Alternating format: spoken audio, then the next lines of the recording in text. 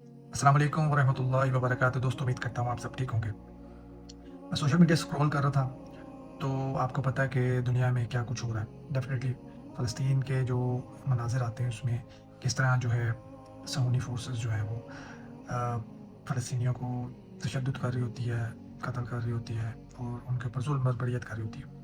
तो वो मैं अक्सर जो है सोशल मीडिया पे आती रहती हैं इस तरह की चीज़ें। तो मतलब पाकिस्तान के हवाले से अभी मनाज़िर आ रहे थे और मैं उसको बिल्कुल भी बड़ी देर बाद मैंने रियलाइज़ किया, ओहो! ये तो पाकिस्तान कश्मीर के मनाज़िर हैं। जब मैंने गौर किया, तो मतलब फ़र्क कोई नज़र नहीं आ रहा था मुझे। और इस तरह के मनाज़िर पहले भी हमने पाकिस्तान में देखे हैं, लेकिन ये है कि अब कहने पे मजबूर हो गए हैं कि कोई फ़र्क नज़र नहीं आ रहा। वहाँ पे भी इसी तरह ज़ुल्म और बर्बरियत होती है, लोगों को कत्ल शहीद किया जाता है और पाकिस्तान में भी इसी तरह किया जाता है। अभी कश्मीर जो है उसमें जो मामलात चल रहे हैं, इससे पहले तमाम सूबों में ये सब कुछ हो चुका है, लेकिन मजबूरन जो है हमें बोलना पड़ रहा है। तो मैं तमाम के जो लोग हैं, स्पेशली पाकिस्तान वालों से मैं बात करना चाहूँगा कि देखें, आप लोगों को इस चीज़ में अब कोई जो है दो राय नहीं होनी चाहिए कि भाई हक क्या है और बातिल क्या है। मैं किसी पॉलिटिकल जमात को सपोर्ट नहीं कर रहा हूँ कि भाई इमरान खान को बाहर निकालो, वज़ीर आज़म बनाओ।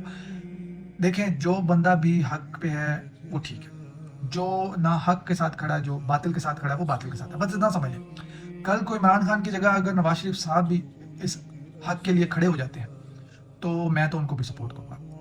अगर इस हक के लिए हमारे उस्ताद मोहतरम इंजीनियर मोहम्मद अली मिर्ज़ा साहब भी खड़े हो जाते हैं, तो मैं उनको भी सपोर्ट करूँगा।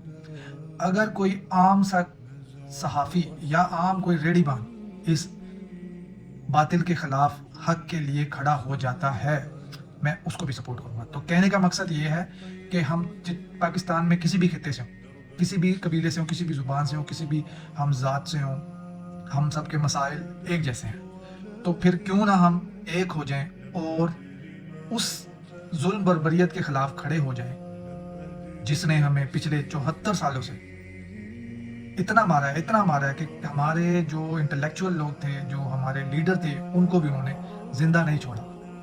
हत्ता कि तोहमतों से भी कोई यहाँ पे बचा नहीं है।